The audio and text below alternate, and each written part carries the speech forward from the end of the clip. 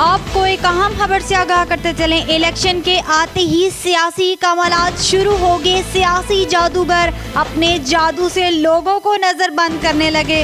वादे और यकीन दहानियां अरूज पर। इतने में बिलावल भुट्टो ने नवाज शरीफ को मुनाजरे का चैलेंज दे दिया। बिलावल ने कहा कि लीगी कायद फिर जनरल और जजेस से हिसाब लेना चाहते हैं। नून लीग ने मिसाके जमहूरियत को भी तबाह कर दिया। बिलावल अभी से ही आज़ाद उम्मीदवारों को साथ मिलाने की बात कर दी। आपको एक बार फिर बताते चलें, इलेक्शन के आते ही सियासी कमालात शुरू हो गए। सियासी जादूगर अपने जादू से लोगों को नजरबंद करने लगे। वादे और यकीन दहानियां अरूज पर। इतने में बिलावल भुट्टो ने नवाज शरीफ को मुनाजरे का चैलेंज दे दिया। बिलावल ने कहा कि लीगी कायद फिर जनरल और जजेस से हिसाब लेना चाहते हैं।